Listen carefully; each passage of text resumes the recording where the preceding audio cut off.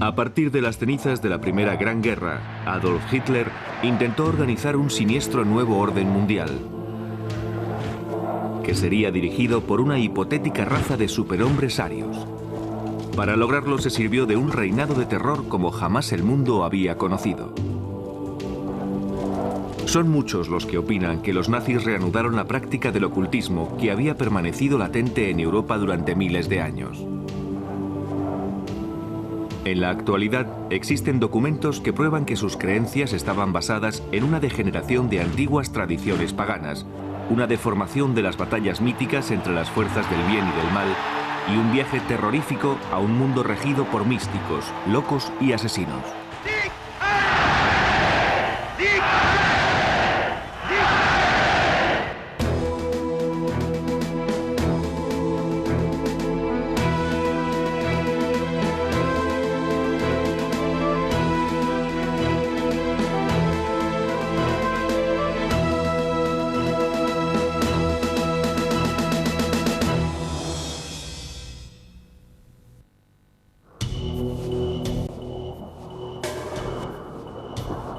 La parte tibetana del Himalaya. En los años 30 los nazis iniciaron en el techo del mundo la búsqueda de pruebas sobre la existencia de antiguos sumos sacerdotes a los que consideraban sus antepasados.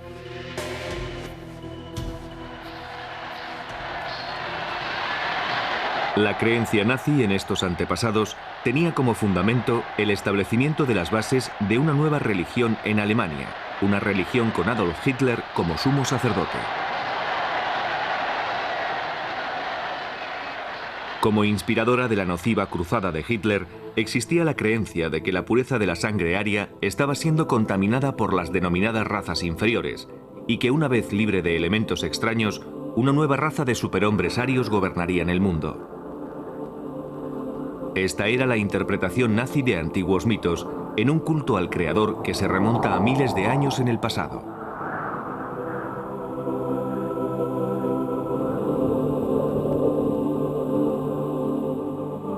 Para probar su superioridad, los nazis no dejaron ningún mito o religión sin investigar y adoptaron, en efecto, cualquier doctrina que pudieran aplicarse a la causa aria.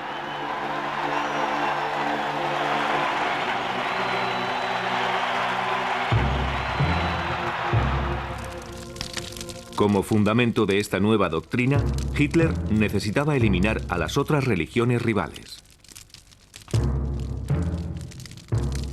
Para conseguir el control absoluto, Hitler, además de utilizar el poder del mito, se sirvió del ritual cristiano. Su círculo de amistades, muy vinculado al ocultismo, le ayudaría a alcanzar sus metas. Entre ellos se encontraba el ayudante del Führer, Rudolf Hess, cuya correspondencia revelaba una gran devoción a la astrología y a la interpretación de las estrellas. Alfred Rosenberg, el canciller nazi de filosofía y educación que escribió el libro que explicaba los principios de la religión nazi. Joseph Goebbels, ministro de propaganda de Hitler, cuyos diarios dejan constancia del uso que hacía de los pronósticos astrológicos para planificar la guerra contra los aliados. Y Heinrich Himmler, jefe de las SS y responsable de los campos de exterminio, cuyos documentos personales revelan que fue el maestro del ocultismo del Tercer Reich y en el fondo el artífice de la nueva religión nazi.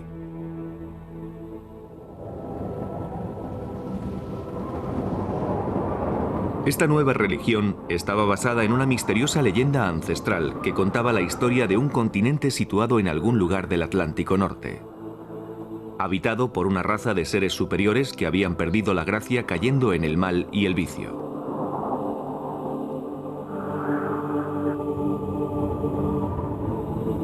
Una gran inundación borró a estos seres de la faz de la tierra.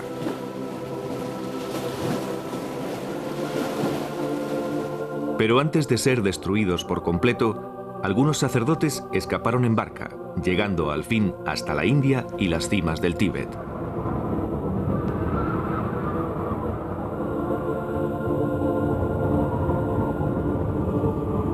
Los místicos tenían la creencia de que estos sacerdotes que lograron huir eran el origen de la raza aria elegida por Dios, de la que descendían todos los pueblos de Asia y Europa. A ese lugar se le llamó Atlántida.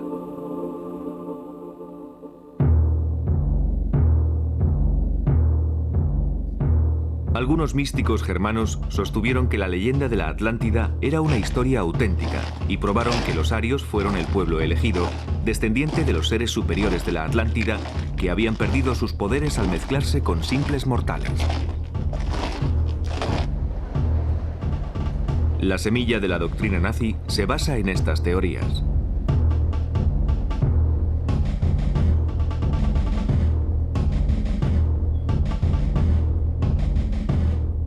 El jefe de las SS, Heinrich Himmler, un acérrimo nacionalista, fue el encargado de probar que los pueblos germánicos eran los descendientes de la raza superior aria.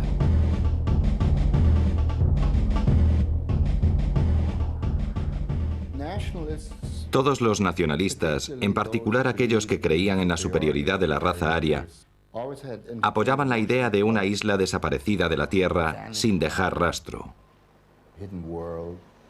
Una especie de utopía.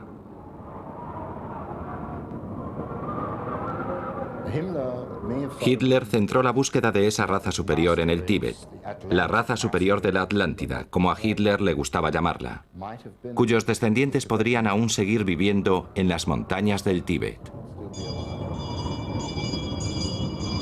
Himmler creía en la autenticidad de la misteriosa leyenda de la Atlántida, que los míticos seres superiores de aquella isla al final habían conseguido llegar desde el Tíbet al norte de Europa y que sus descendientes eran los nórdicos o razas arias.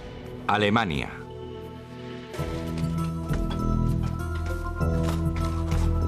Bajo las órdenes de Himmler, el gobierno financió expediciones al Tíbet que fueron enviadas en busca de pruebas de la existencia de sus antepasados. Para documentar este proceso, los investigadores nazis filmaron esta película. Una vez terminada la guerra, en 1946, durante un interrogatorio llevado a cabo por el ejército norteamericano, un científico de las SS que había dirigido una de las principales expediciones al Tíbet describió así su primer encuentro con Himmler. Himmler hizo alusión a su creencia de que la raza nórdica no había evolucionado, sino que había descendido directamente del cielo para asentarse en el continente desaparecido y que antiguos emigrantes de la Atlántida habían fundado una gran civilización en Asia Central.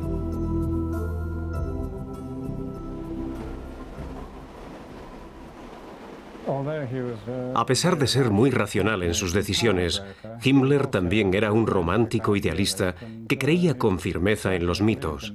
De lo contrario, nunca habría desperdiciado dinero, tiempo y energía enviando una expedición al Tíbet.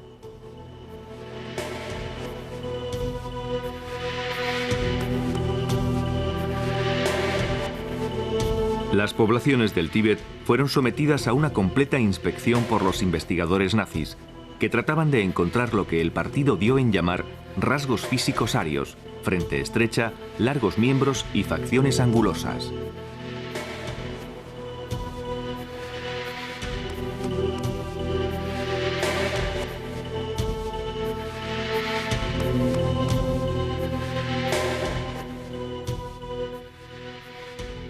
Por supuesto que esto fue en aumento hasta el estallido de la guerra.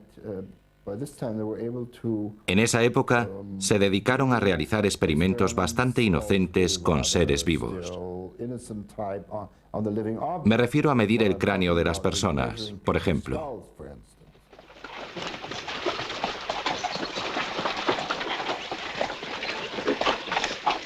La búsqueda de pruebas que demostraran la superioridad de la raza aria pronto se convirtió en un acto criminal.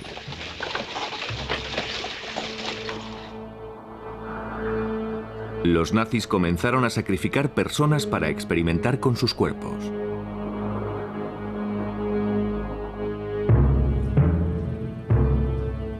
Estaban convencidos que una vez probado que sus antepasados eran dioses, solo quedaría un paso para volver a crear a través de la reproducción selectiva esa raza de superhombres arios. De alguna forma, intentaban forzar la evolución humana a través de una especie de semillero, seleccionando los padres de un niño.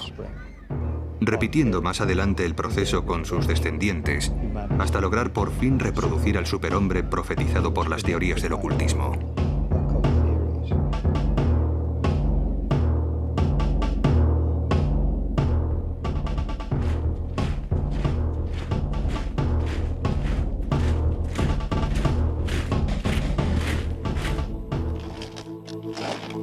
Hitler proclamó: cada 700 años la humanidad avanza un paso más. Su principal objetivo es el advenimiento de los hijos de Dios. Todas las fuerzas creadoras se unirían para formar una nueva especie que sería infinitamente superior al hombre moderno. Lo único que debían hacer los arios para recuperar sus poderes mágicos era volver a purificarse, logrando de esta forma restablecer su identidad original de hombres dioses.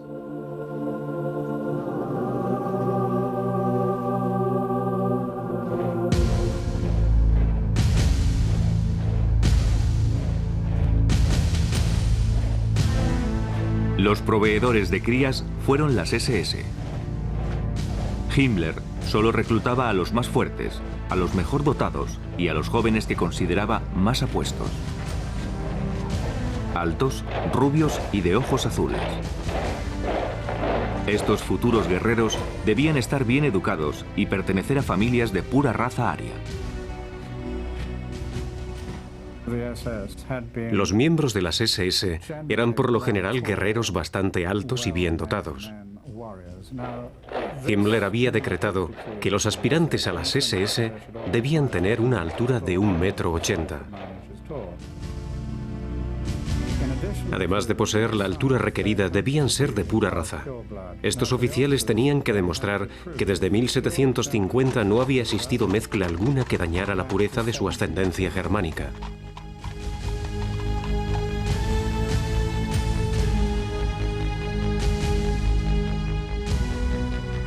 Los 3 millones de militantes que en su día tuvieron las SS de Himmler fueron animados a engendrar tantos hijos como les fuera posible, sin tener en cuenta su estado matrimonial. Himmler hizo saber a las SS que tenían un sagrado deber hacia su país y su Führer, el de engendrar niños arios saludables. Una de las ideas de Himmler tenía que ver con la poligamia. En efecto, la única forma posible para crear con rapidez esa raza superior era el establecimiento de esa práctica, de manera que los hombres de las SS pudieran tener más de una esposa.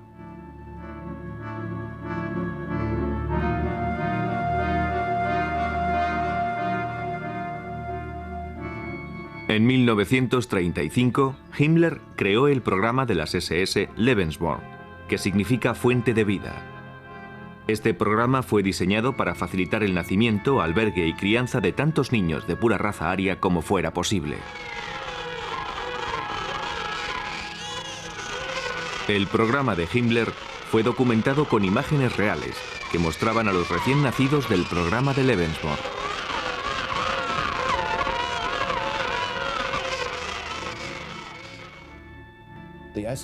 De hecho, el programa Lebensborn facilitaba a las jóvenes los servicios de los sementales de las SS.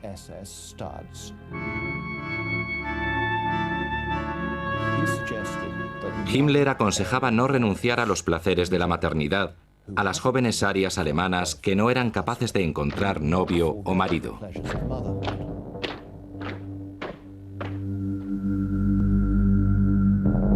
De acuerdo con la política del Lebensborn, un hijo ilegítimo no constituía una deshonra, siempre y cuando la madre cumpliera los requisitos genéticos. Se creía que la única función de las mujeres consistía en engendrar niños, cuyos descendientes, según el partido nazi, se convertirían en dioses. Se calcula que 11.000 niños Lebensborn nacieron entre 1935 y 1945. La mayoría de estos niños nunca conocieron a sus padres.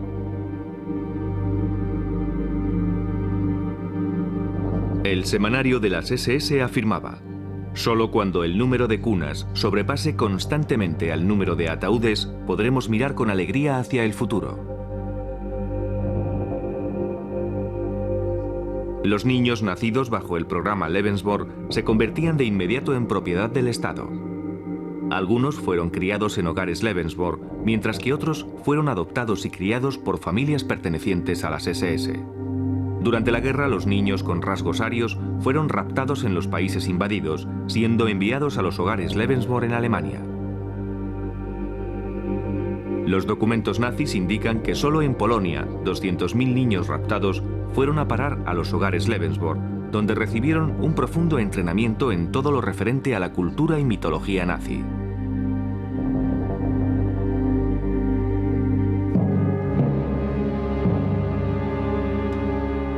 Mucho antes de la llegada de Hitler al poder, esas ideas fueron creciendo en un escenario ya de por sí racista. A principios del siglo XX existían muchas organizaciones en Alemania y Austria que combinaban la ideología racista con la práctica del ocultismo. Pero solo fue al finalizar la Primera Guerra Mundial cuando estas ideas se hicieron populares.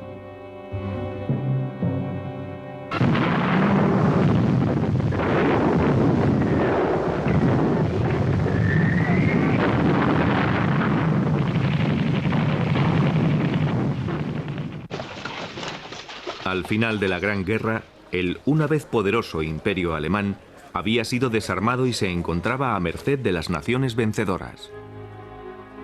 En las antes prósperas ciudades, los veteranos mutilados vagaban por las calles como fantasmas de otra época. Alguien que haya crecido en Berlín durante los años 20 recuerda un paisaje urbano repleto de mutilados de la Gran Guerra, carentes por supuesto de pensión o pertenencias, que sin piernas o brazos mendigaban por las calles. Era la gran miseria que reinaba en las ciudades. Millones de personas se encontraban sin empleo y la inflación era galopante. Con la recesión, el hambre y la pobreza se encontraban por doquier. He visto muchas manifestaciones antes de que Hitler subiera al poder. Enormes concentraciones causadas por el sufrimiento de la gente, el masivo desempleo que originaba la pobreza y los gritos reivindicativos como «dadnos pan, dadnos trabajo».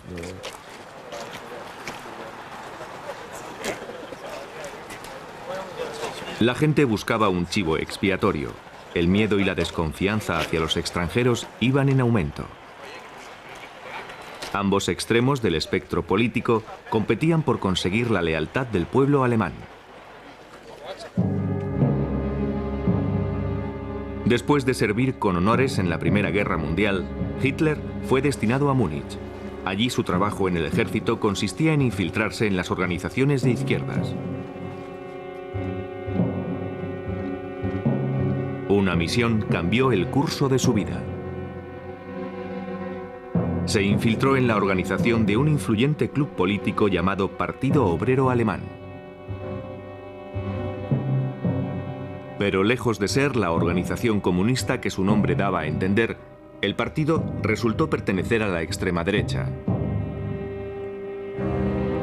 Hitler, atraído por lo que allí se decía, se unió a ellos y al final se convirtió en líder de la organización. En uno de los primeros mítines donde Hitler habló, se encontraba un desilusionado veterano de guerra llamado Rudolf Hess.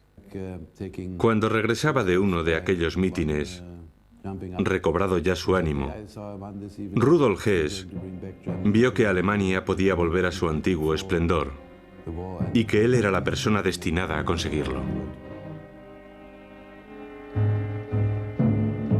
Hess estaba convencido de que el ardiente orador que había tomado la palabra no era otro que el tan esperado Mesías profetizado en los círculos de ocultismo alemanes.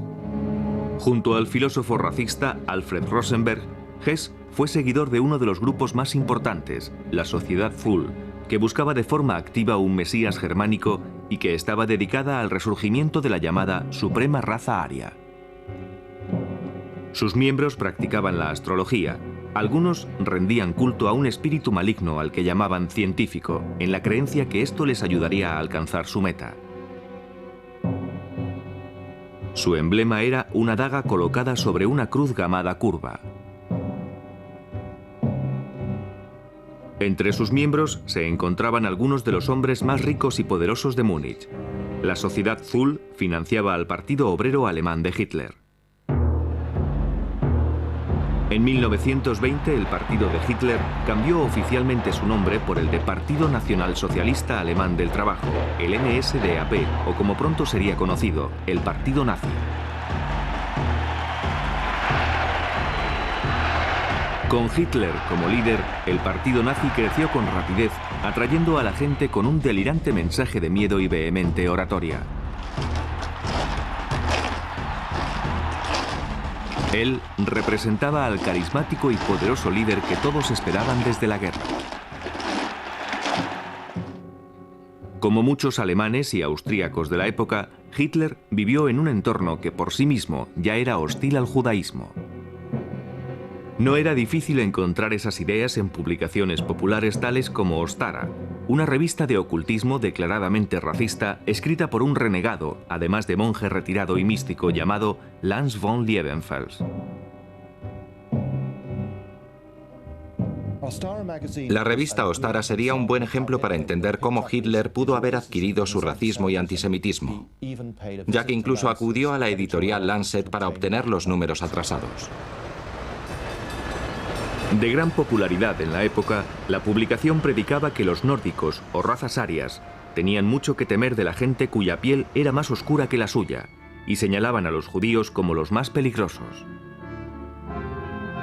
Ostara afirmaba que los judíos estaban impidiendo a los arios ocupar su legítimo lugar como soberanos del mundo. Una lucha eterna que se remonta a tiempos bíblicos. Los titulares rezaban: ¿es usted rubio? Entonces está en peligro. Por lo tanto debería leer Ostara, una publicación para rubios y un movimiento para los derechos del hombre.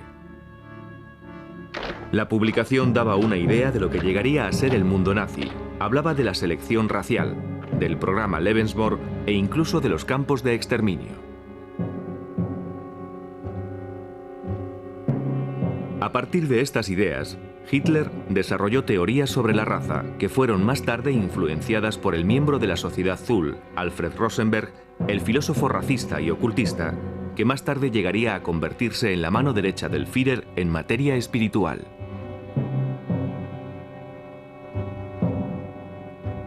En su libro El mito del siglo XX, Rosenberg reinventa la historia germana y explica las bases del nuevo credo nazi, la religión de la sangre.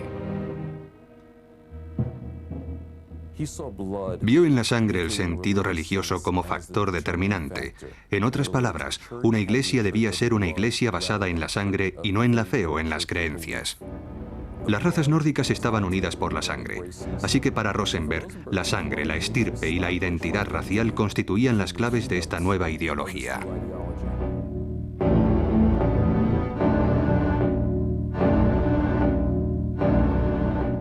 Rosenberg predicaba que la sangre era portadora del alma de la raza. Si echamos una mirada atrás a la tradición esotérica occidental, encontraríamos que la sangre ha sido siempre considerada un importante vehículo del espíritu. Es una sagrada sustancia que contiene no solo la vida física, sino también el alma de la persona.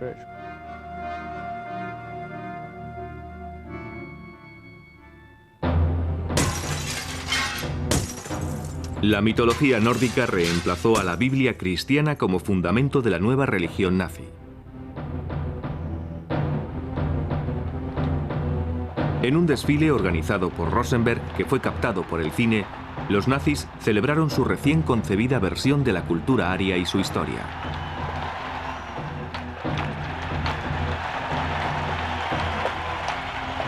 Rosenberg escribió: «Hoy nace una nueva religión, el mito de la raza. La creencia de que la esencia divina debe ser defendida a través de la sangre». Hitler llevó aún más lejos la idea de Rosenberg cuando escribió: «Las antiguas creencias volverán a resurgir para ser respetadas de nuevo. El total conocimiento de la naturaleza secreta del bien y del mal eliminará el barniz del cristianismo y traerá una religión propia de nuestra raza».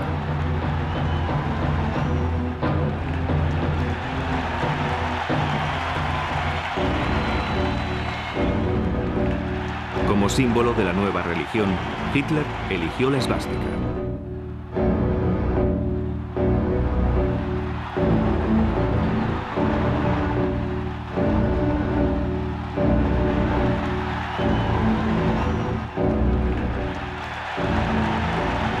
A través de la historia podemos encontrar la esvástica bajo diferentes culturas a lo ancho y largo de todo el mundo.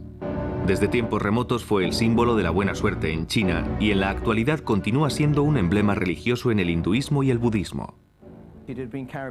Estaría presente en los escudos nazis como protección mágica y también guardaría relación con los no cristianos, en el sentido que representa el martillo de Thor, el dios del rayo y el trueno. De alguna forma, una especie de dios patriótico. Entre los vikingos, la esvástica representaba el sol ártico, adorado a través del culto pagano como portador de vida y buena fortuna.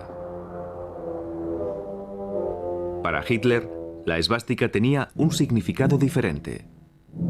Escribió: "En la esvástica vemos representada la lucha del hombre ario por alcanzar la victoria".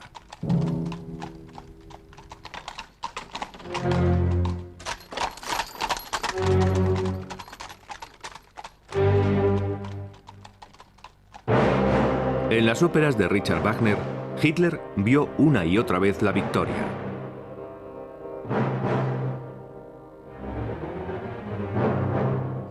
Los caballeros andantes, las aventuras épicas de tradición teutónica, la mitología nórdica de guerra y las fuerzas del bien y del mal eran tramas comunes en la cultura germánica.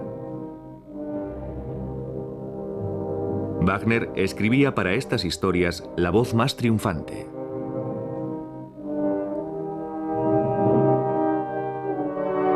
Adolf Hitler apenas tenía 12 años cuando asistió a la primera ópera de Wagner.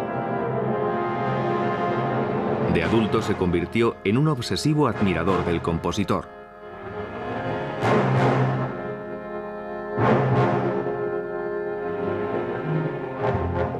Richard Wagner fue la persona más admirada por Adolf Hitler a lo largo de toda su vida.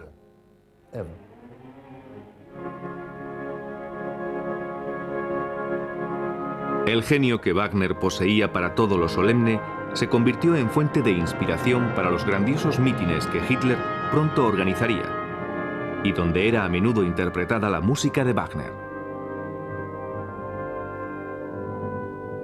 La música actuaba como si fuera una droga, eliminando por completo el intelecto, la capacidad de crítica.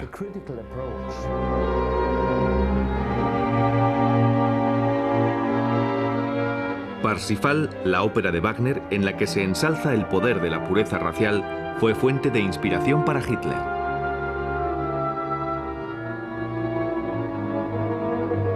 Se trata de una antigua historia épica que relata la búsqueda del Santo Grial. De acuerdo con la leyenda, el Santo Grial era una copa mística que contenía sangre sagrada y concedía poder ilimitado a quien bebiera en él.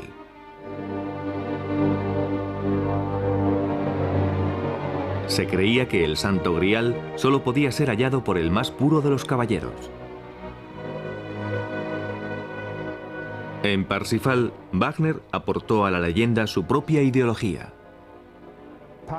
Parsifal proclamaba por un lado, y esto es muy importante, proclamaba la compasión, pero solo para los arios, para los elegidos.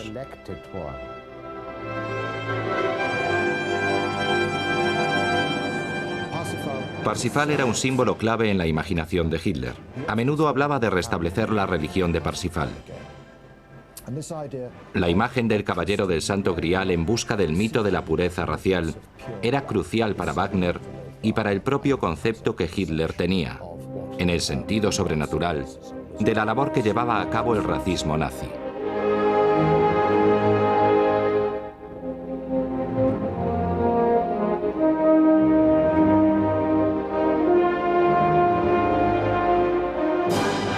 En 1938, Hitler encargó su propio retrato ataviado de caballero.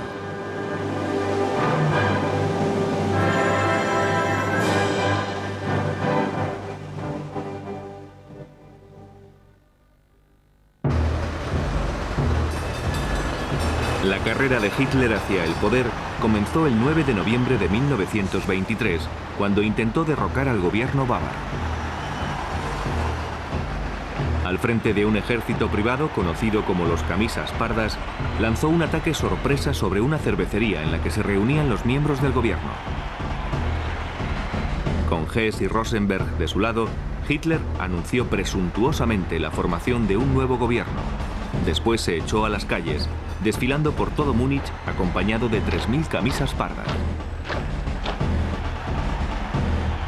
Se enfrentaron a la policía y, a consecuencia de los disparos que se efectuaron, murieron 16 de los hombres de Hitler. Fue un golpe de Estado fallido, pero durante los 10 años que precedieron la llegada de Hitler al poder, los 16 fueron convertidos en mártires. La bandera nazi que portaban en aquel momento se manchó con la sangre de los caídos. Esto dio origen a un ritual que se celebraba con cada nueva bandera o estandarte nazi, pues carecían de valor hasta que Hitler los tocaba con la histórica bandera.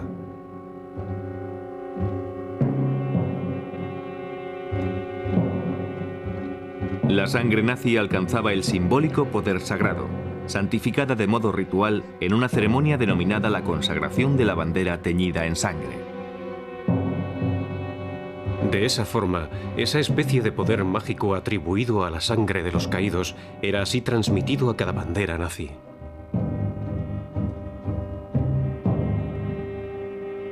La histórica bandera era el crucifijo de la religión de Hitler y venía a simbolizar el nuevo reino. En 1933, Hitler consiguió convertirse en el Führer, el líder. Unser Führer, der Reichskanzler Adolf Hitler, hat das Wort.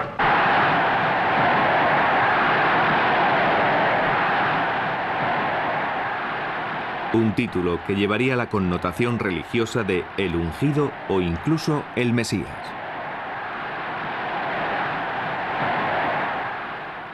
Había llegado el momento para Adolf Hitler.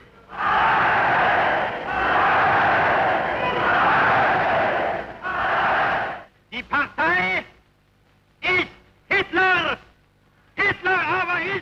Hitler es el partido.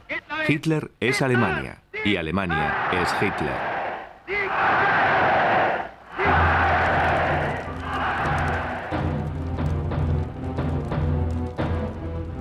Con la llegada de Hitler al poder, la doctrina de la sangre se convirtió en la religión indiscutida del partido nazi, incluidos días sagrados y mártires.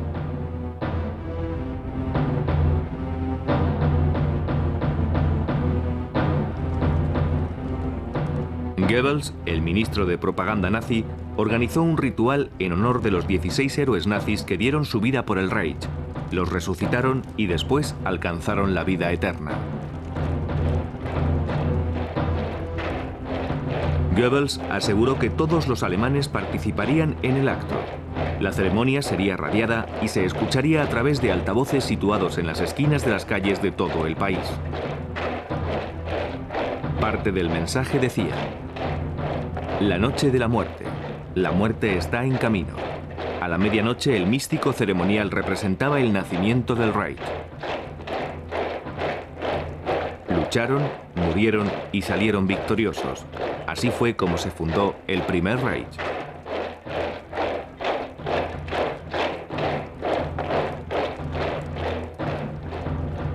Según Hitler, la sangre de los mártires era el agua bendita del Tercer Reich. Supongo que la mayoría de los movimientos tienen sus propios mártires y que a los que murieron en 1923 se les consideró como tales. Fueron un ejemplo de cómo deberíamos mantenernos firmes en la defensa de nuestras creencias. Así que la connotación religiosa es incierta.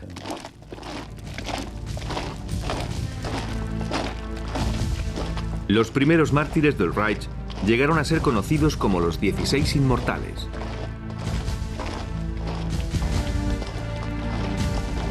En Múnich, la ceremonia comenzó con unos cuantos desfiles por las mismas calles en las que habían caído los inmortales.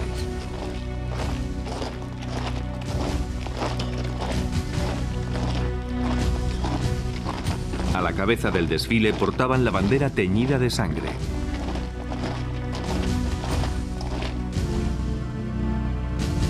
A lo largo del recorrido colgaban enormes banderas rojas en las que lucía el símbolo ritual del sacrificio para los paganos.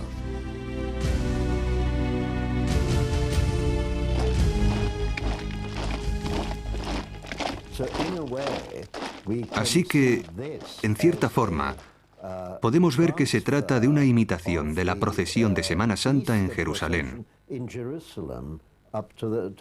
que sube hasta la iglesia a través del Vía Crucis.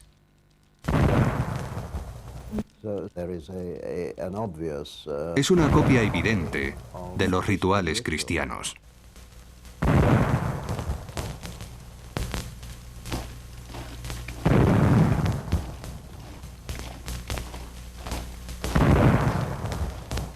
Los cuerpos de los 16 héroes fueron sepultados en un edificio conocido como el Feldenhall o el Templo del Honor.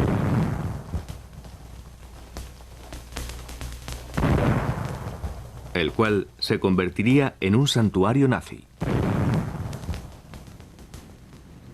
Durante esta ceremonia anual, los nombres de los 16 eran pronunciados en voz alta. A la llamada respondían voces anónimas, como si el espíritu de los muertos desfilara junto a los vivos. Tendría 16 o 17 años cuando mi padre me llevó al Feldenhalle en Múnich. Allí se alineaban los ataúdes, escoltados por guardias con cascos de acero que presentaban armas. Me puse algo nervioso al ver tantos ataúdes. Al mencionar sus nombres, una voz respondía: «Presente». Y de nuevo otro nombre.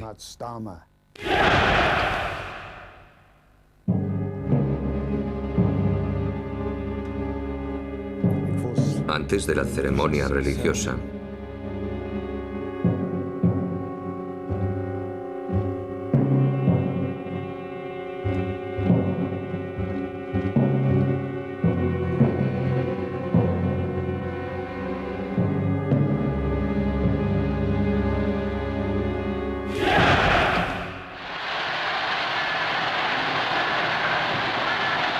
Con el ritual de su nueva religión ya establecido, Hitler dio el siguiente paso en la ejecución de su proyecto.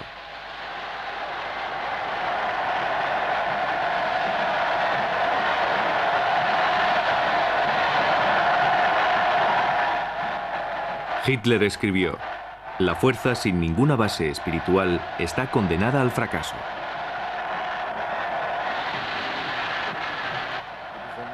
Es este un nacionalismo en el que todo está definido. Tu estilo de vida, tu fuente de ingresos, todo. Podríamos decir que su regla principal es la de estar dispuesto a dar tu vida por la patria. La enseñanza del credo nazi con Hitler como Dios comenzaba en la infancia y continuaba hasta la edad adulta.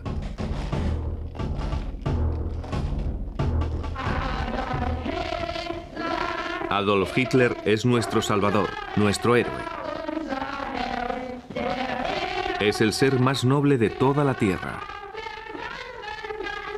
Por Hitler vivimos. Por Hitler daremos la vida. Hitler es nuestro Señor.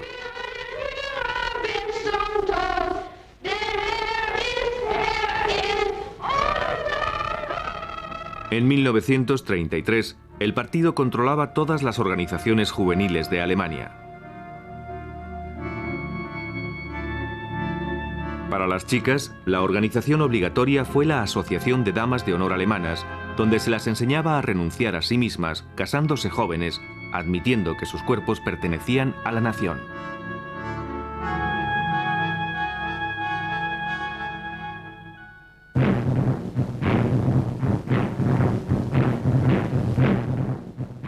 A los 10 años, los chicos se convertían en miembros de la Organización de Jóvenes Alemanes. A los 14 se integraban en las juventudes hitlerianas y a los 18 ingresaban en el partido nazi.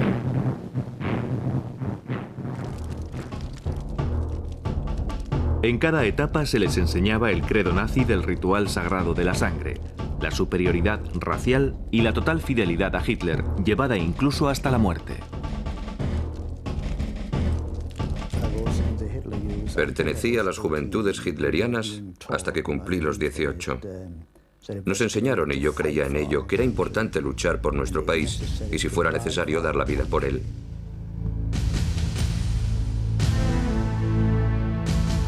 Esta película muestra una de las formas que utilizaban los nazis para inculcar este ideal. Un héroe de guerra visita un campo de las juventudes hitlerianas.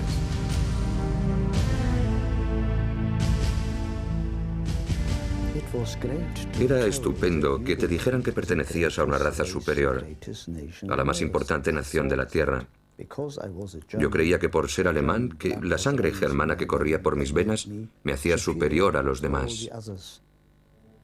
Hitler declaró: "Quiero ver de nuevo en los ojos de los jóvenes el brillo salvaje del orgullo".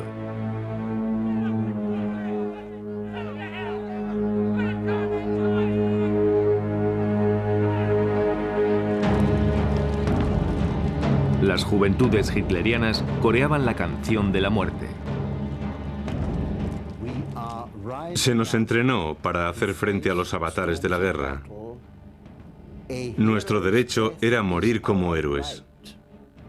En otras palabras, se nos decía que un joven de 17 años debía considerar que podían reclamarle ese sacrificio y que debía estar dispuesto a dar su vida por el Führer y la patria. No eras nada. Lo único que importaba era el país y la raza. A los 18 años, los cadetes se entregaban al Führer al pronunciar el juramento sagrado. Juro. Todos teníamos que repetir el juramento con el brazo en alto y la mano extendida. Servir al Führer, al pueblo y a la patria. Servir al Führer, al pueblo y a la patria, haciendo retumbar el lugar. Hasta la última gota de nuestra sangre. Hasta la última gota de nuestra sangre.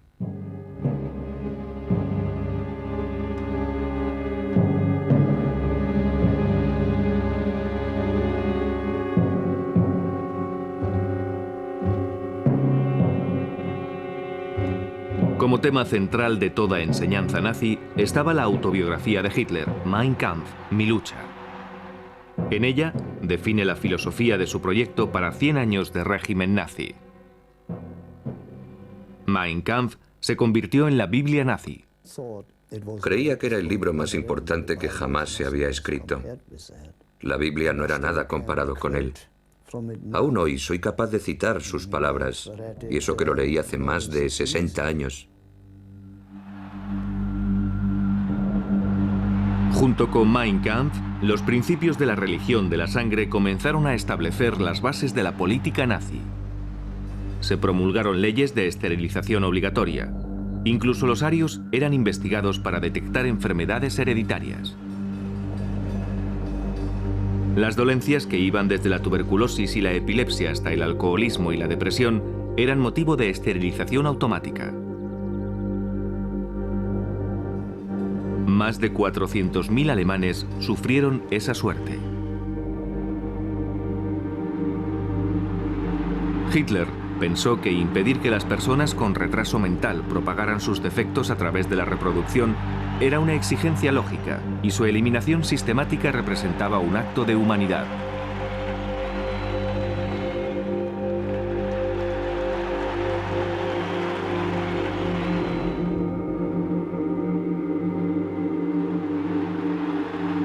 Los niños con problemas de salud eran registrados al nacer. Si sus problemas persistían, los médicos nazis les administraban en secreto una inyección letal, comunicando a sus padres que habían fallecido por causas naturales. Se estableció un programa de eutanasia para las personas con minusvalías físicas o mentales. Las películas de propaganda lo presentaban como un acto piadoso, destinado a liberar a las almas del sufrimiento del cuerpo.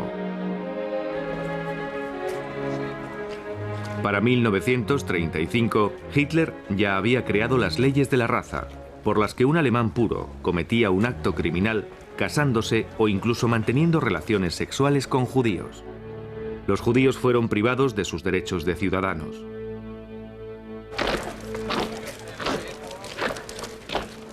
Pero lo peor estaba por llegar. La purificación de la sangre aria apenas representaba una parte de los diabólicos planes de Hitler. La finalidad era despejar el camino para llegar a la última etapa de la evolución humana y garantizar la llegada del milenio ario. Los nazis tenían la sensación de que aún quedaba un obstáculo: la existencia de los no arios, precisamente. Comienzas esterilizándolos. Entonces te das cuenta de que el proceso es demasiado lento y acabas por asesinarlos en las cámaras de gas. Algo rápido, eficaz y barato.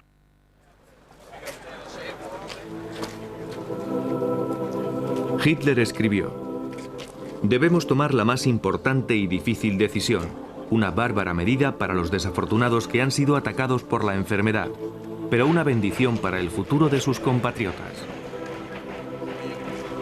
Conseguir en este siglo eliminar el dolor puede y debe librarnos de milenios de sufrimiento.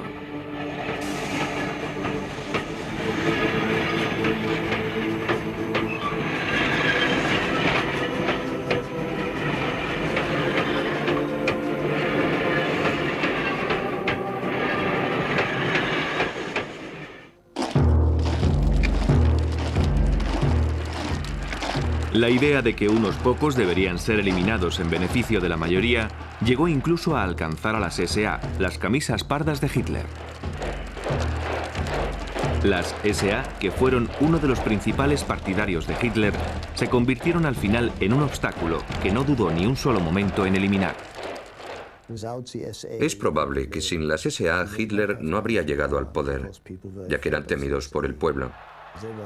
Gente violenta y alborotadores callejeros que eran utilizados para actuar en las manifestaciones y proteger los mítines importantes.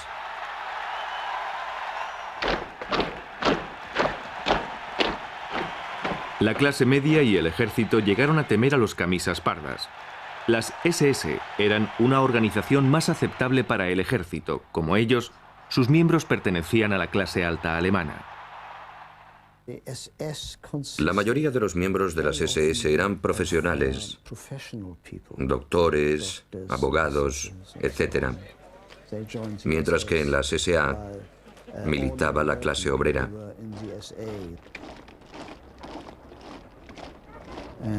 Ambas organizaciones se rechazaban mutuamente. Los militares ofrecieron su apoyo total a Hitler si éste eliminaba a las SA.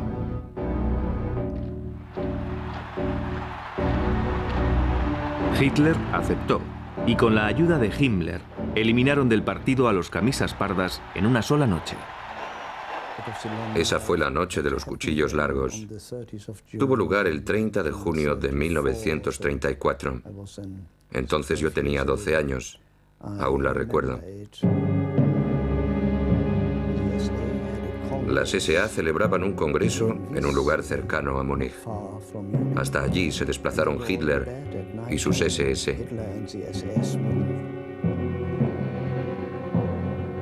Los cabecillas de las SA fueron rodeados y ejecutados con tal rapidez y rudeza que muchos murieron sin entender lo que sucedía. Se dijo que al caer, algunos seguían gritando Heil Hitler. Después de la purga de las SA, Himmler transformó a las SS en una organización militar de élite. Con el tiempo se hicieron cargo de la administración de los campos de concentración, donde los judíos y otros enemigos del Estado eran ejecutados. Pero la visión que Himmler tenía de las SS aún no estaba completa. Proyectaba convertir a esa organización en la nueva aristocracia alemana, los nuevos superhombres profetizados por Hitler en la doctrina de la sangre. La idea que Himmler tenía de las SS no era otra que la de crear una nueva reserva de sangre de élite para la sociedad nazi en Alemania. En todo momento se recordaba a las SS, que era un cuerpo de élite, cuya fortaleza y valor militar eran esenciales para su existencia. Y aún más, se les decía que de hecho eran los responsables de la supervivencia de la raza.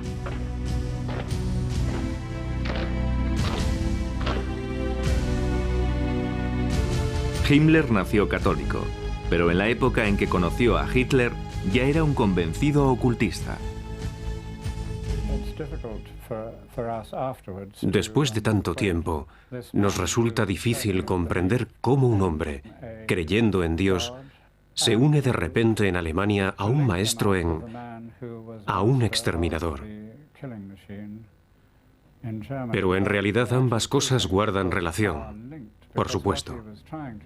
Lo que intentaba hacer era extirpar las fuerzas que, según él, habían corrompido a Alemania y así recuperar la pureza de sangre de los antepasados. Himmler trajo un abanico de singulares influencias al diseño de las SS, incluido el hinduismo.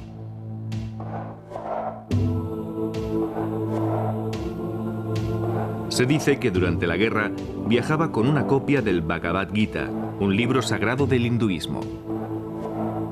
En él se relata una gran batalla que tuvo lugar en el campo de la virtud entre las fuerzas del bien y del mal. La creencia hindú en la reencarnación y su rígido sistema de castas eran del agrado de Himmler. Servía de perfecto modelo para la organización guerrera nazi que gobernaría al mundo. En la actualidad, los historiadores afirman que Himmler se creía la reencarnación del rey Hendrik, un líder germánico de la Edad Media que impidió a los eslavos invadir Alemania.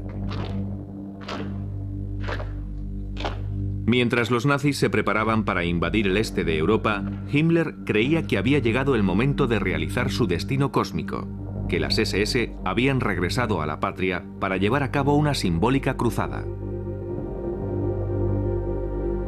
En la noche del 1 de julio de 1937, para conmemorar los 1000 años de la muerte del rey Hendrik, Himmler preparó un gran funeral en la catedral de Quedlinburg junto a la tumba del monarca, el lugar donde originalmente se levantaba el castillo del gran rey.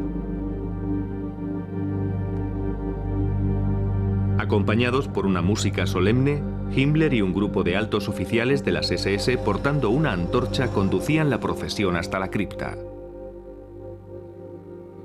Una vez allí dirigían las oraciones y la meditación.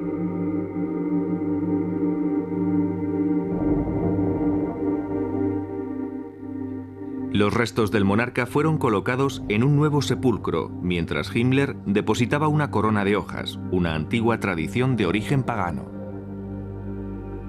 Himmler elogiaba al hombre que creía haber sido en el pasado.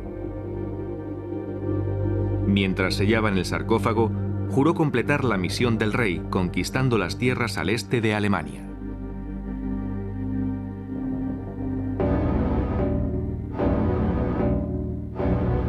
Himmler creó las SS siguiendo el modelo de la Orden de Caballeros Teutónicos del siglo XIII, que mataban y esclavizaban a los pueblos conquistados.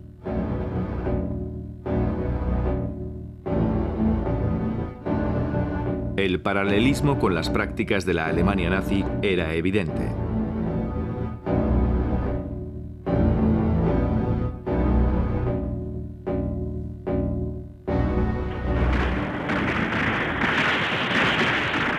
El jefe de las SS intentó reinstaurar el régimen feudal en el que habían vivido los caballeros teutónicos. A medida que nuevas tierras eran conquistadas, cada oficial de las SS tomaba posesión de una propiedad feudal. La gente del lugar podía ser asesinada o enviada a trabajos forzosos.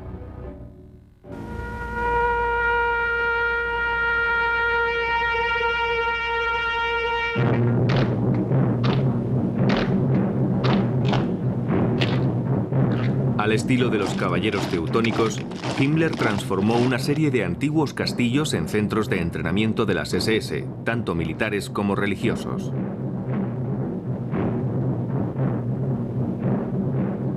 Aquí, los reclutas eran iniciados en los métodos de los llamados sacerdotes guerreros.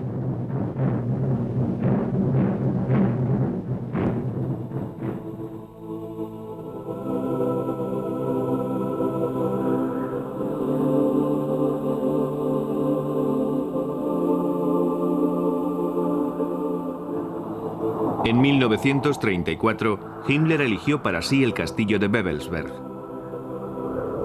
que se convirtió en lugar sagrado para lo más selecto de la élite de las SS.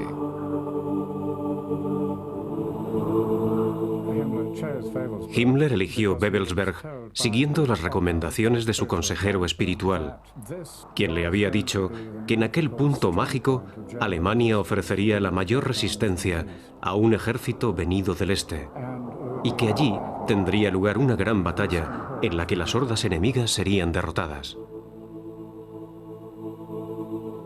Himmler tenía grandes planes para su castillo medieval de Babelsberg.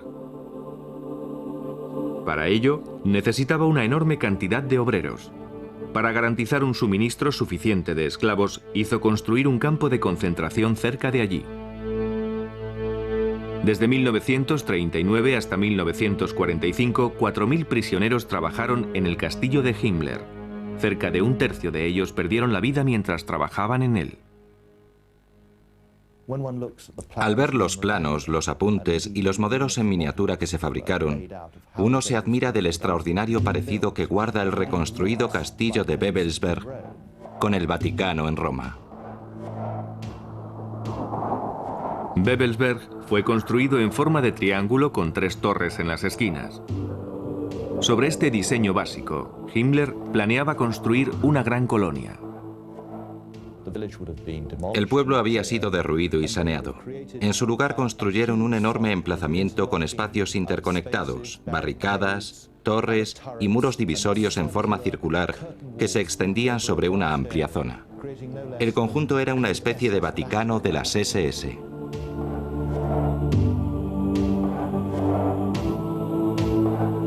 Fue en la Gran Torre Norte donde se concentrarían los planes de Himmler para hacer de Babelsberg un centro mágico de las SS.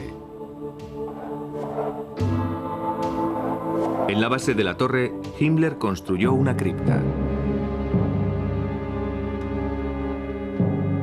De acuerdo con los historiadores, fue un templo en honor de los líderes caídos de las SS.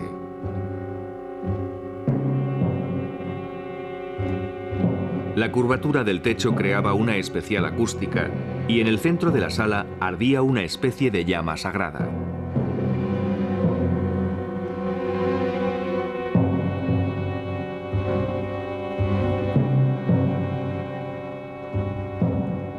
A lo largo del borde de la cripta había 12 pedestales, sobre los cuales habrían descansado las urnas con las cenizas de generales fallecidos.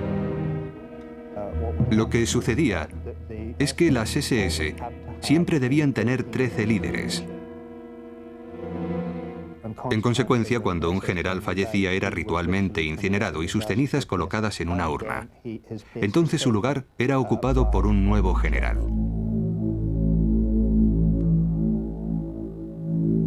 En la leyenda, el rey Arturo reunió a los 12 mejores caballeros en una gran sala.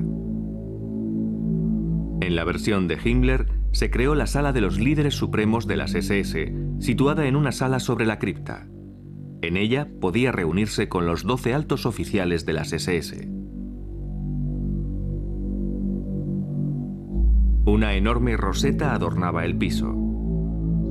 Esa radiante figura estaba hecha con signos del antiguo alfabeto nórdico. Himmler trató de construir una réplica de la capilla del Grial que aparece en la leyenda del rey Arturo. El Santo Grial, un místico cáliz, del que decían que había contenido sangre divina.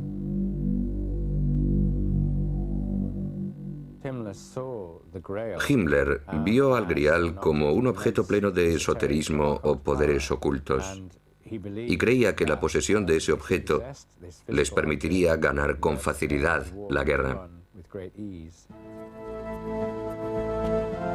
Para Himmler, la sangre divina del Santo Grial no era otra cosa que pura sangre aria y creía que poseía poderes mágicos. Su consejero más cercano sobre el Grial fue el arqueólogo Otto Rahn. Obsesionado a su vez con la leyenda del Grial, Rahn creía que había sido escondido en las cuevas del sur de Francia. Himmler se sintió atraído por los conocimientos de Rand sobre el ocultismo y su larga búsqueda del Grial. Una vez en el círculo íntimo de Himmler en Babelsberg, Rand continuó la búsqueda del Santo Grial, pero ahora como caballero del partido nazi. Himmler financió en persona las expediciones de Rand, algunas de las cuales se centraron en una región próxima a Montsegur en el sur de Francia. En aquel lugar estuvo situada la gran fortaleza de los cátaros, la herética secta acusada de prácticas satánicas que fue expulsada de la Iglesia en el siglo XIII. Allí existía y aún existe una arraigada creencia que decía que los cátaros eran poseedores del secreto del Santo Grial y que justo antes de la caída del Consejo de Montsegur, 3 caballeros de la Orden de los Cátaros escaparon por la muralla, llevando consigo algo de gran valor. Con el tiempo, la leyenda afirmó que fue el Grial, o su secreto, lo que fue escondido en un laberinto de cuevas. Las expediciones de Rand también tuvieron lugar en Alemania. Una carta registrada que Rand envió al cuartel general de las SS parecía indicar que el explorador creía estar próximo a realizar el largo sueño de su vida. Para que mi trabajo tenga éxito, debo inspeccionar en persona el lugar. En primer lugar, debo ir a las ruinas de Wildenberg, el castillo alemán del Santo Grial. En este momento se llevan a cabo las excavaciones. Heil Hitler.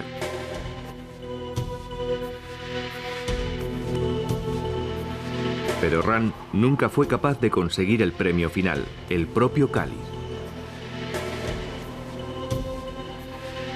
En 1939, Otto Rand renunció misteriosamente a las SS. Muchos creen que Himmler ordenó que mataran a Rand una vez supo que su búsqueda del Santo Grial había fracasado.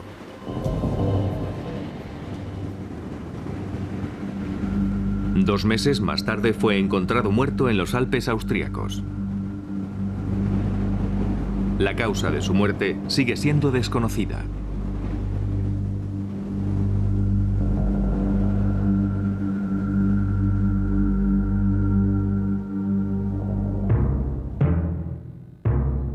En su continua búsqueda para probar la superioridad de la raza aria, Himmler creó un instituto de investigación llamado Organización de la Herencia Ancestral. Además de llevar a cabo experimentos médicos con seres humanos y verificar linajes para proteger la pureza racial, la misión de esta organización consistía en recuperar e interpretar ritos ocultos, antiguas leyendas germánicas y tradiciones paganas.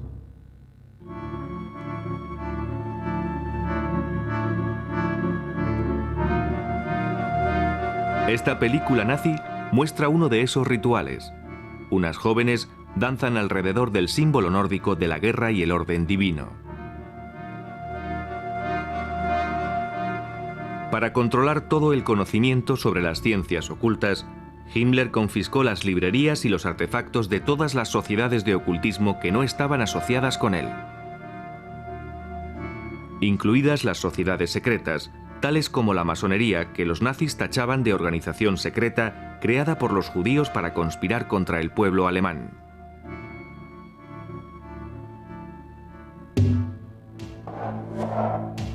Al tiempo que Himmler despedía a ciertos ocultistas, también fomentaba la carrera de otros como Karl Maria Willigut. En él, Himmler creía haber encontrado la clave para popularizar en la moderna Alemania las antiguas tradiciones paganas. El místico se convirtió en un alto oficial de las SS y en una de las más preciadas posesiones de Himmler. Lo más interesante de Willigut es que era auténtico. Tal vez el mejor ejemplo de ocultista al servicio del jefe de las SS, Heinrich Himmler. Willigut creía ser un descendiente directo de Thor, el dios vikingo. Copias de sus escritos hallados en los archivos personales de Himmler revelan que Willigut creía poseer poderes extrasensoriales.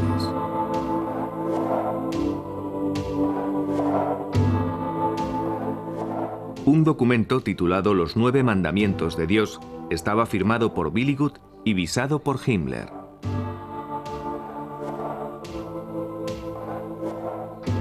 escrito en alemán moderno y en alfabeto rúnico, daba a entender que Willigut creía estar utilizando sus poderes para recuperar antiguas ceremonias y rituales del pasado pagano de Alemania. De acuerdo con una leyenda nórdica, el alfabeto rúnico utilizado por Willigut fue entregado a los hombres por Odín, el dios supremo de la mitología vikinga.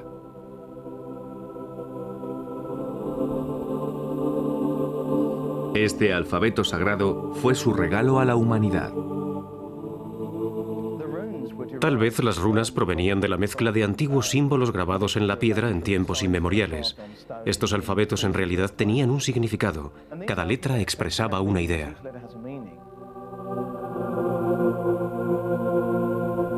La runa Agal ofrecía al portador protección del enemigo. La runa Odal, especial relación con el clan o la tribu. La runa Tyr, victoria y orden mundial. La runa Sig, el sol o la energía triunfadora. Estos símbolos aparecían en todo el mundo nórdico en objetos tales como lanzas, escudos y sobre los barcos vikingos. Alfabeto de antiguos magos y sacerdotes, las runas eran consideradas herramientas místicas para decir la buena aventura, deshacer encantamientos e invocar a los espíritus mágicos. Interpretar las runas era equivalente a leer el tarot. Se echaban y se leía la particular combinación que las runas habían formado. Esta práctica fue considerada un extraordinario y poderoso método mágico. Como guerreros de élite germanos, a los miembros de las SS se les enseñó a interpretar las runas. Una fotografía que se salvó de la guerra muestra a un oficial de las SS en una pizarra enseñando las runas a una clase de reclutas. Muchas organizaciones del Tercer Reich tenían sus propias runas. Por supuesto también las SS, que utilizaban la doble runa Sig, tal vez la más conocida. Esas misteriosas figuras lucieron en las sombreras y en el casco de los uniformes de las SS. Las juventudes hitlerianas utilizaban una sola runa, Sig. Estos antiguos símbolos místicos estaban presentes por doquier.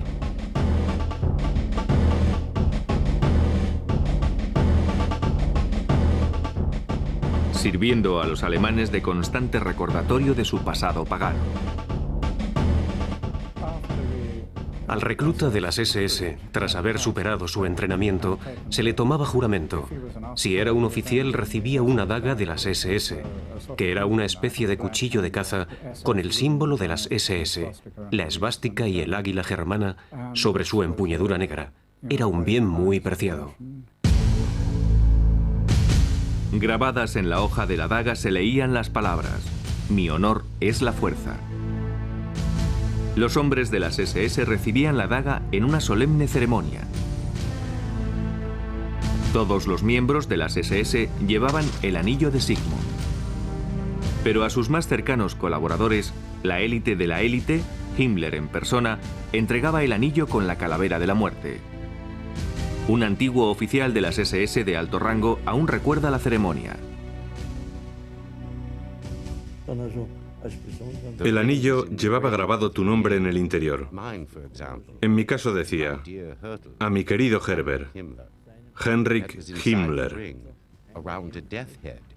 Se supone que esto representaba la estrecha relación que existía entre Himmler y las SS. En un discurso que dio a los oficiales de las SS, Himmler decía: "No olvidéis nunca que somos una orden de caballería de la que ninguno se puede retirar, que entramos en ella por derecho de sangre y a la que pertenecemos en cuerpo y alma".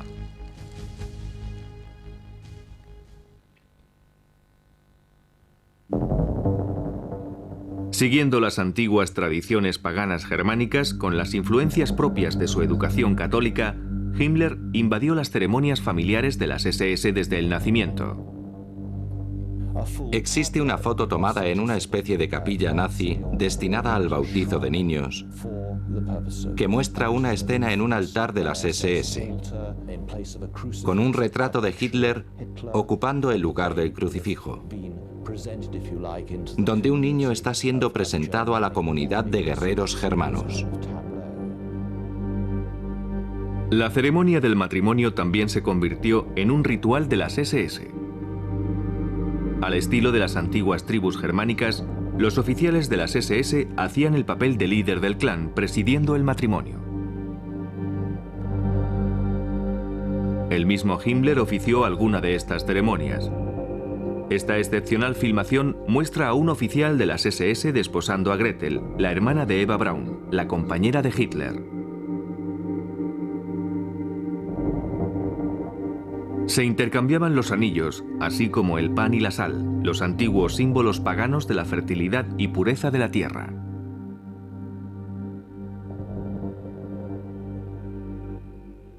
Estas ceremonias rituales tenían lugar para implicar a la comunidad pagana a la que pertenecía cada miembro de las SS y su pareja. El año nazi estaba marcado de fiestas extraídas del antiguo calendario germánico. El Festival de Mayo, que al inicio celebraba la fertilidad, fue transformado en una exaltación al nacionalismo y al poder militar. Hitler dijo: "Y en este día 1 de mayo, por todo el país se celebra la resurrección del pueblo alemán, fruto de su eterna lucha interior".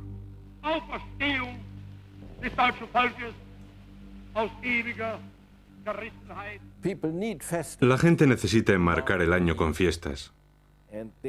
Así que trataron de sustituir las celebraciones paganas por las cristianas. Después incluyeron las antiguas fiestas paganas, el solsticio de verano, el de invierno, en fin, todas esas, y las adaptaron a sus necesidades.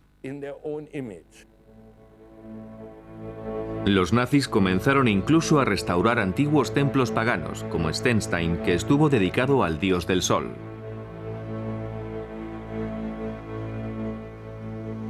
En Stenstein, durante el solsticio de verano, un rayo de luz entraba por la ventana iluminando un punto del altar.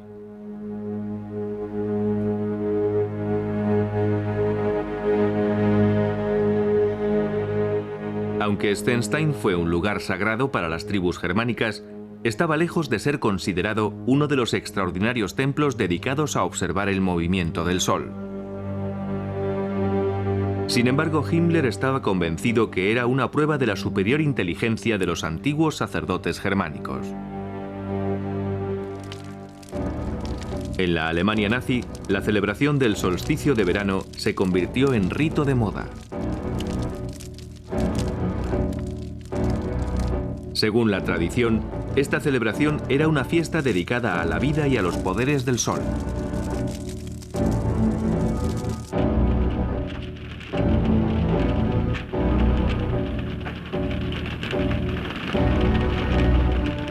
Espectaculares escenificaciones, perfectamente orquestadas, se acompañaban de discursos que predicaban el sacrificio y el heroísmo.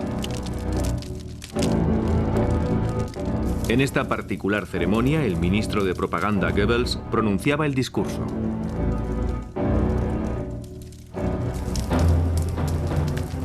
En el tiempo antiguo, la ceremonia de las hogueras simbolizaba el regreso del sol. En la Alemania nazi, significaba un tributo al Führer.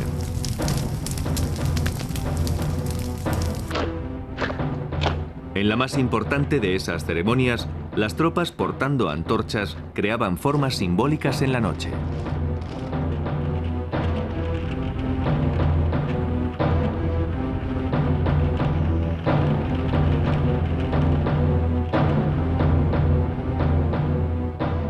Al finalizar el año, durante la larga noche del solsticio de invierno, se honraba a los caídos por Alemania.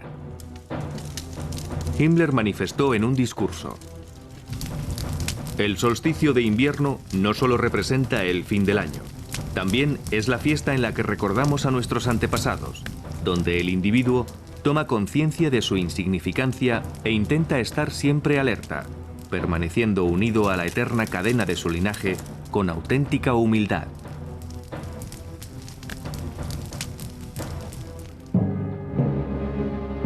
El calendario de fiestas culminaba con la gran manifestación de Nuremberg. Allí el juramento entre el partido y el pueblo era renovado año tras año.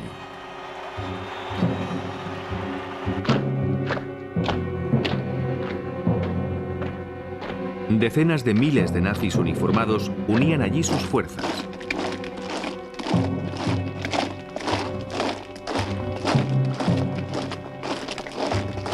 Las fiestas duraban una semana y estaban organizadas para atraer a las masas a un espectáculo de poder absoluto. Todas las religiones tienen sus propias ceremonias. Los nazis tenían la suya, el ritual de las masas.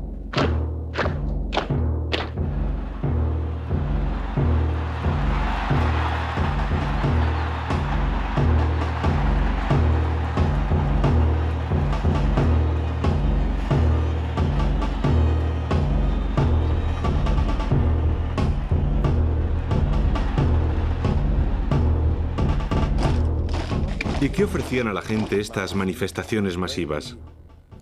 Cuando el comerciante abandonaba su solitaria tienda y se unía a la masa enardecida, entonces se sentía alguien, y eso le hacía feliz.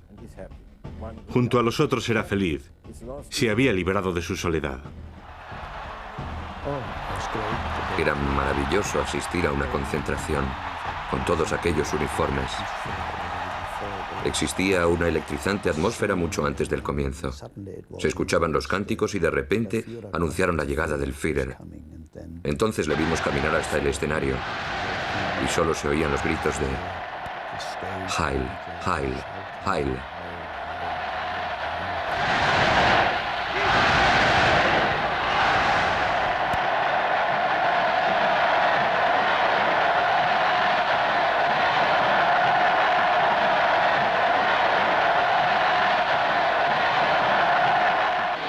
Al tiempo que el delirio nazi iba extendiéndose por toda Alemania, Hitler dejaba claro lo que esperaba de la nación. El partido es la cantera de donde surgirán los líderes políticos alemanes. Su doctrina será inalterable. Su organización será tan resistente como el acero. Sin embargo, tendrá la imagen de una orden sacerdotal.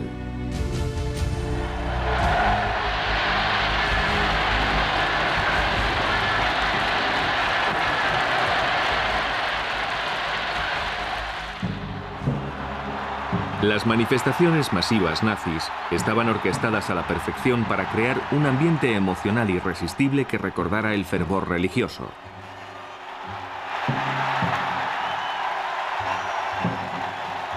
El motivo central de la ceremonia era Hitler.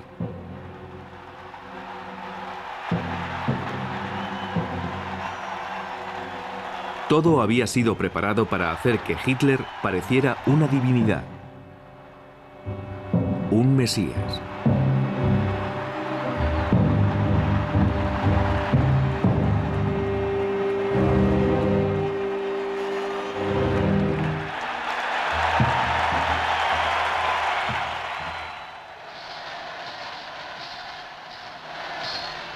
Habiéndose ganado el indiscutible favor del pueblo, Hitler estaba ahora preparado para dominar el mundo.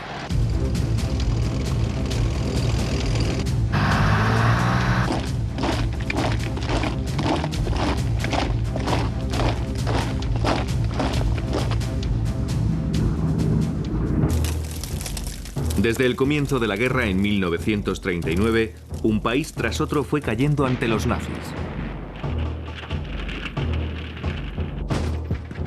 Sin embargo, las cosas cambiaron al llegar el invierno de 1942 y los nazis comenzaron a sufrir algo que creían imposible: la derrota. A medida que los esfuerzos nazis se hacían más desesperados, recurrieron al uso de las ciencias ocultas en investigaciones y ceremonias e incluso en la toma de decisiones militares. Algunos miembros del comando naval alemán estaban convencidos de que los aliados se servían de las fuerzas místicas para vencer a Alemania.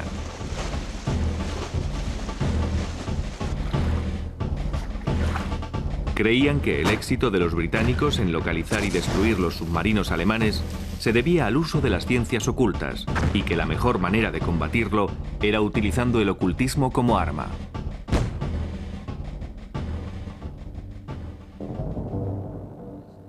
Esto llevó a Himmler a establecer un instituto secreto dedicado a la antigua práctica de adivinación por el péndulo.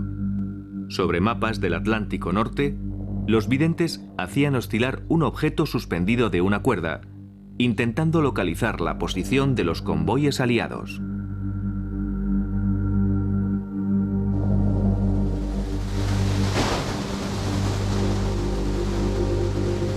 Las misiones de los submarinos eran preparadas de acuerdo con los resultados.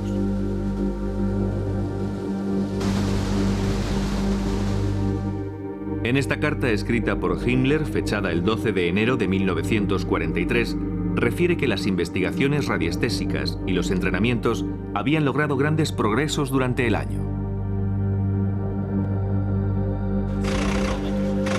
La astrología y la predicción seguían siendo las ciencias ocultas más comúnmente utilizadas por los nazis, aunque fueron enfocadas de dos formas diferentes. Rudolf Hess y Heinrich Himmler creían con firmeza en lo oculto y lo utilizaban para tomar decisiones políticas. Sin embargo, el ministro de propaganda, Joseph Goebbels, solo utilizó las ciencias ocultas con fines propagandísticos para manipular a la gente y minar la moral de los aliados.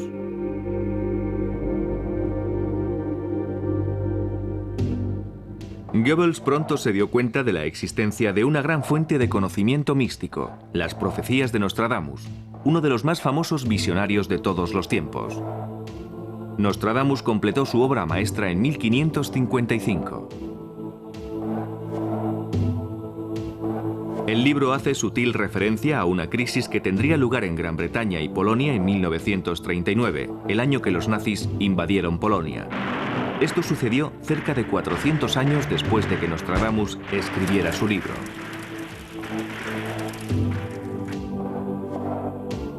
Para Goebbels, Nostradamus era una perfecta herramienta de propaganda, cuyo trabajo podría ser interpretado como la predicción de una gran victoria en el futuro de Alemania.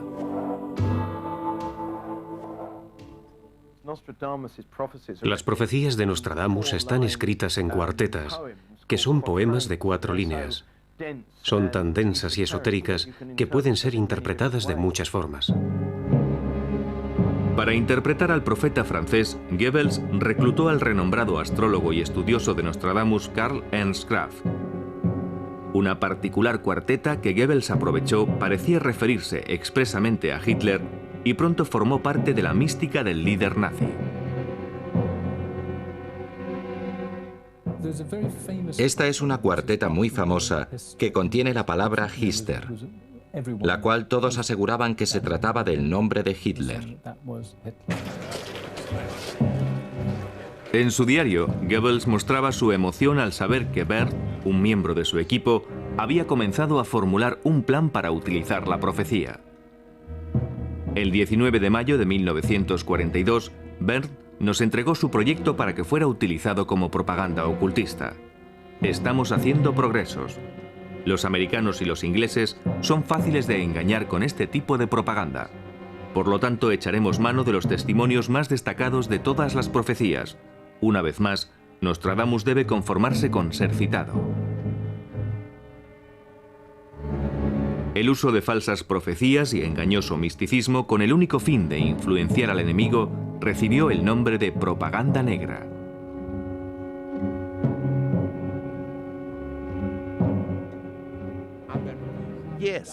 Sí, se imprimieron octavillas con las profecías de Nostradamus y las repartieron por toda Francia. En ellas se decía que si Francia no capitulaba sería destruida.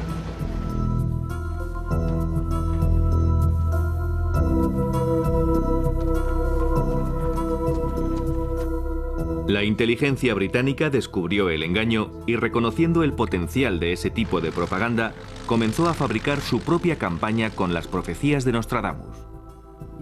En efecto, los ingleses adoptaron también ese sistema y publicaron un libro con 50 falsas profecías de Nostradamus que predecían la victoria británica en la guerra.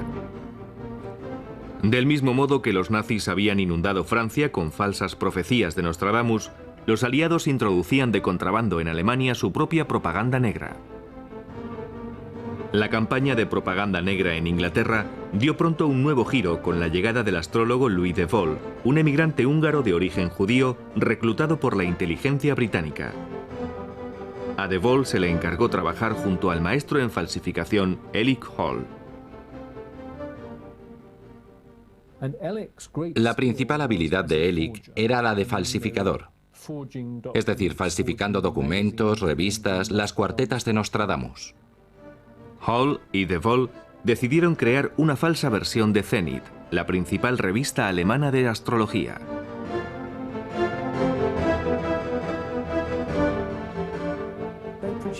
En 1943 editaron 2 números de la revista en los que intentaban con sus pronósticos minar la moral de los alemanes.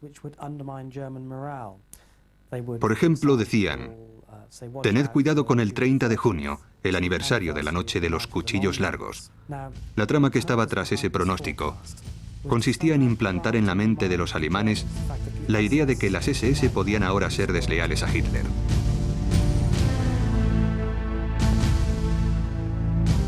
Pero su golpe maestro llegó en abril de 1943 con una edición especial de Zenit. Hall esperó con astucia hasta julio para publicar una edición de abril. De ese modo, podía predecir sucesos que de antemano sabía que eran ciertos. Lo que Hall y sus colegas hicieron fue averiguar las fechas en que los submarinos alemanes fueron hundidos. Y al publicar la edición de abril, esas fechas parecían ser predicciones. La inteligencia británica creía que si estas predicciones llegaban a manos de los reclutas en los submarinos alemanes, el resultado sería una pérdida de moral e incluso hasta podían llegar a sublevarse. Los británicos falsificaron el Zenit, sin embargo contenía un maldito error. Erróneamente habían titulado la revista Der Zenit, en lugar de Zenit, su verdadero nombre. Astrología y espionaje pronto se verían enfrentados de nuevo en lo que muchos aún siguen considerando el incidente más extraño de la Segunda Guerra Mundial. El momento en que Rudolf Hess, ayudante y consejero del Führer, y uno de sus amigos más íntimos, realizó un asombroso vuelo en solitario a Escocia. La idea de Hess de llevar a cabo ese vuelo comenzó con su creencia de que al pertenecer los británicos a una raza nórdica, simpatizarían con la causa aria y que incluso se les podría persuadir de unirse a los alemanes si Churchill lograba ser derrocado. Uno de los mentores de Hess, Karl Haushofer, reforzó su ideal al contarle un sueño que había tenido.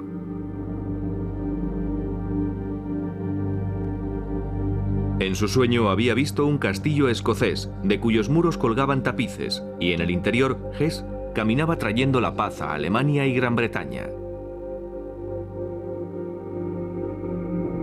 Además de esta profecía, la astrología también jugó un importante papel en su decisión de efectuar el vuelo. Probablemente Rudolf Hess y Himmler fueron los 2 líderes nazis que estuvieron más interesados en la astrología. La defendían incondicionalmente. Ernst Schulte Strathaus, astrólogo y amigo personal del ayudante del Führer, leyó en el horóscopo de Hess una favorable disposición de los planetas. El 10 de mayo de 1941 se produjo un importante alineamiento astronómico. 6 planetas estaban en Tauro y había luna llena en Escorpión, justo en el lado opuesto del zodiaco. De acuerdo con la tradición astrológica, ese tipo de alineamiento puede producir importantes cambios en los acontecimientos. En consecuencia, no era descabellado pensar que el 10 de mayo de 1941 podía darle un giro a la contienda. Siempre han existido dudas sobre si Hess voló a Escocia basándose en consejos astrológicos. Sin embargo, hace poco se han hallado unos documentos que Hess escribió desde su confinamiento en Inglaterra, incluida una carta dirigida a su madre, donde le pide que legalice 2 documentos, un registro del sueño de Karl Haushofer y la lectura de su horóscopo por Schulte Strathaus.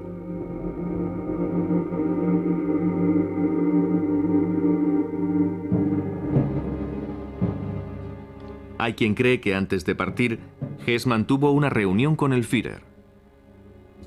Unos 6 días antes de iniciar su viaje, Hitler y mi padre mantuvieron una reunión que duró 4 horas. Nadie sabe de lo que hablaron, pero alguien comentó que al salir de la habitación, Hitler llevaba cogido a mi padre por el hombro, mientras mi padre le decía: «Siempre has sido un tipo muy testarudo. Esa es una despedida amistosa».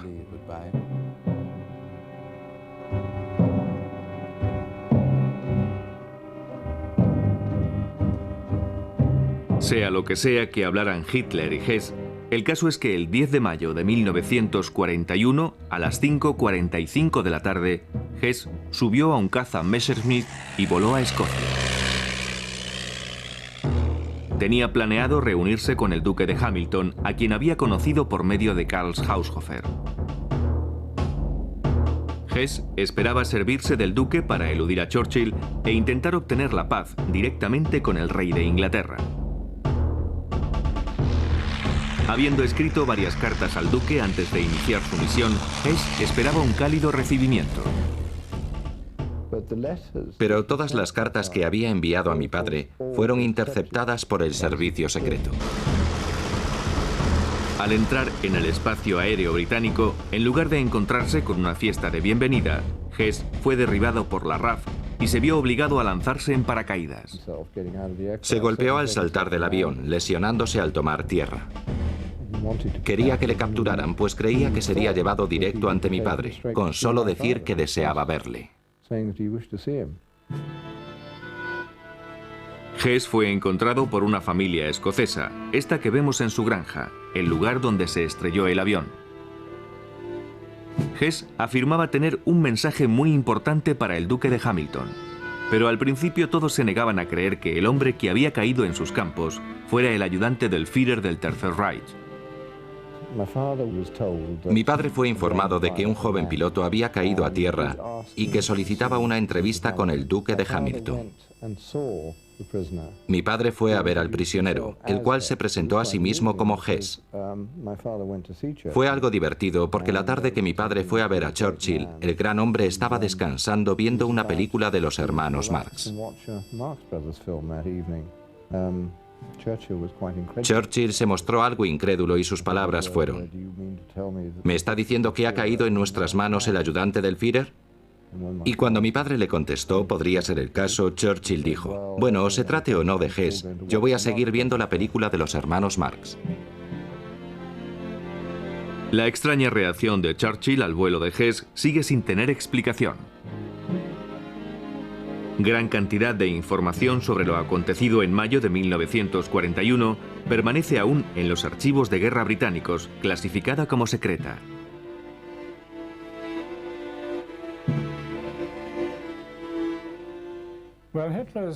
La reacción de Hitler al vuelo de Hess constituyó una de sus mejores actuaciones.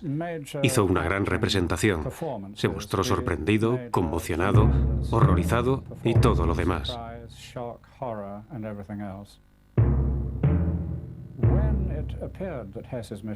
Cuando se supo que la misión de Hess había fracasado, entonces apareció toda la propaganda.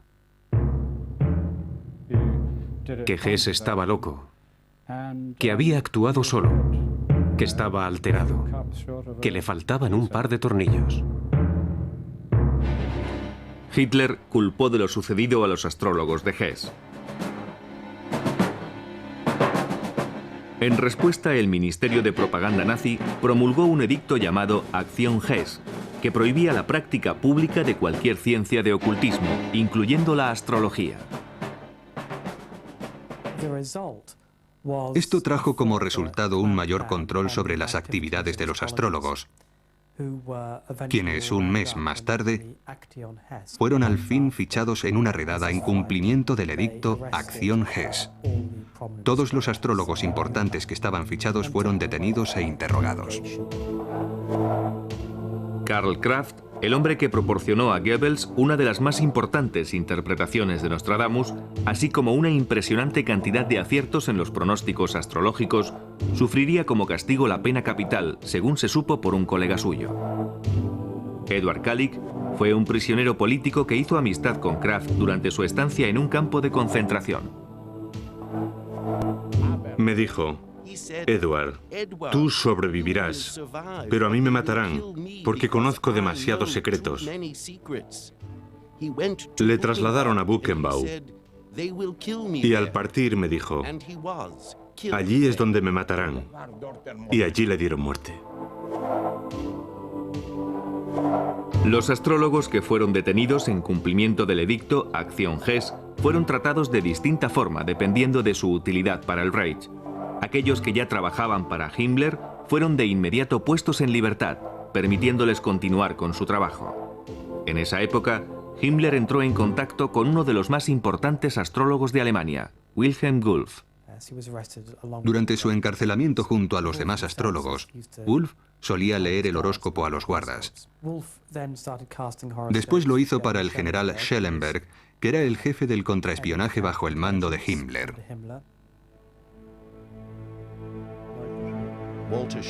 Walter Schellenberg era el jefe del servicio secreto político, parte integrante de las SS. Era mi superior y mi amigo. Schellenberg no creía en la astrología, pero se sirvió de ella. Cuando Schellenberg quería discutir algún asunto con Himmler, le decía que un astrólogo había predicho algo al respecto.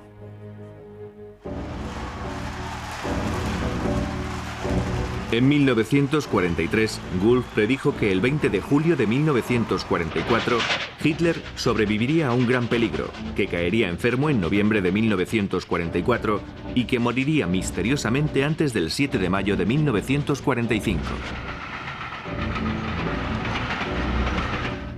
En base a esas predicciones, Wulff se convirtió en el astrólogo personal de Himmler y en uno de sus más leales colaboradores.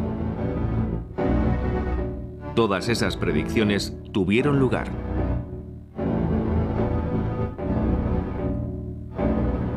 En un interrogatorio de los aliados, una vez terminada la guerra, Schellenberg admitió haber utilizado a Wulff en beneficio propio. Creía que la influencia de Wulff le ayudaría frente a Himmler.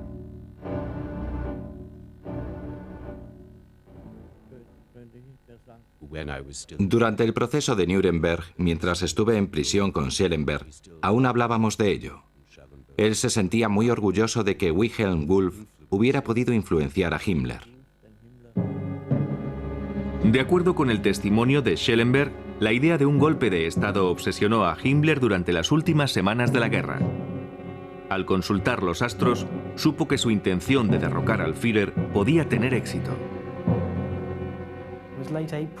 Fue a finales de abril de 1945, cuando las tropas soviéticas que ya habían cercado Berlín comenzaron a tomar los suburbios de la ciudad. La guerra estaba por completo perdida. Himmler recordó una conversación que había mantenido antes con Wulff en la que le decía: parece que Alemania no sufrirá ningún desastre hasta 1945.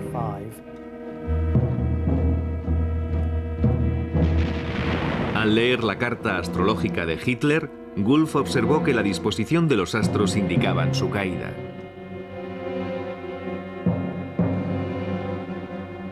Wulff y Schellenberg continuaron incitando a Himmler para que derrocara a Hitler y tomara posesión del cargo como líder del sombrío Reich. Tanto Schellenberg como Himmler intentaron ganarse el favor de los aliados.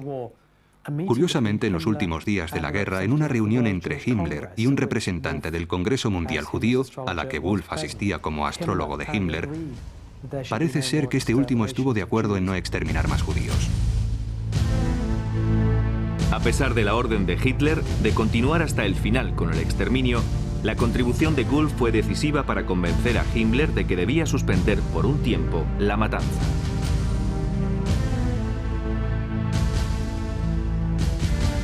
Habiendo tomado esa decisión, parecía que Himmler estaba dispuesto a dar el golpe de Estado. Pero al final, el temor y su lealtad al Führer le impidieron hacerse con el poder.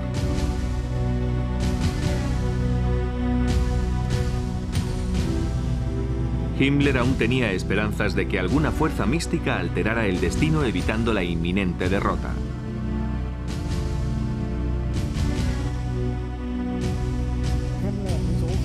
Himmler estaba muy interesado en el paralelismo que existía entre lo sucedido a mediados de los 40 y los anteriores periodos históricos. Himmler recordaba que durante la pasada Gran Guerra Alemana contra Rusia, se decía que la fortuna había cambiado al morir la zarina Elizabeth. En abril de 1945, falleció el presidente Roosevelt. Y Himmler lo tomó como una señal de que la historia estaba a punto de repetirse y que Alemania saldría victoriosa de la guerra.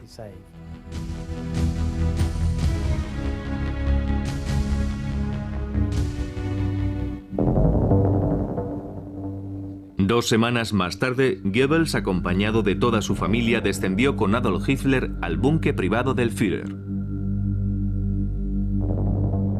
El 30 de abril de 1945, Adolf Hitler y su compañera Eva Braun se suicidaron. Goebbels envenenó a sus 6 hijos y después disparó contra su esposa y contra él mismo. Disfrazado de soldado raso alemán, Heinrich Himmler casi logró escapar. Fue arrestado por los británicos, pero durante un reconocimiento médico mordió una cápsula de cianuro que ocultaba en la boca. A las 11:04 de la noche del 23 de mayo de 1945, el jefe de las SS, que había puesto a las fuerzas sobrenaturales al servicio de la gloria aria, había fallecido. En noviembre de 1945, varios altos cargos nazis fueron llevados a juicio por los aliados en Nuremberg.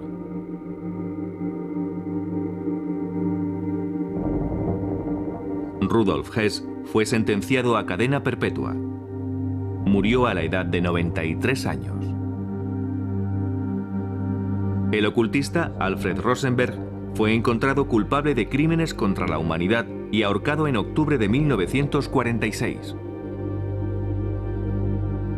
El Tercer Reich, que debía haber durado más de 1000 años, terminó apenas pasados 12.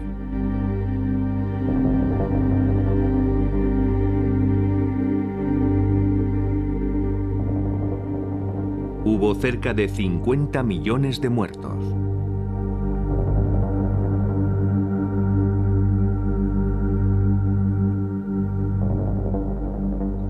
Irónicamente, entre ellos se encontraba la primera generación de la llamada raza superior de Hitler, que debía haber engendrado las siguientes generaciones de superhombres arios. A través de la historia, la mitología ha ejercido una gran influencia sobre la mente humana. Todas las culturas han sido místicamente conducidas. Sin embargo, en la Alemania nazi, la vinculación de las metas políticas a una mitología corrupta condujo a una crueldad sin precedentes en la historia.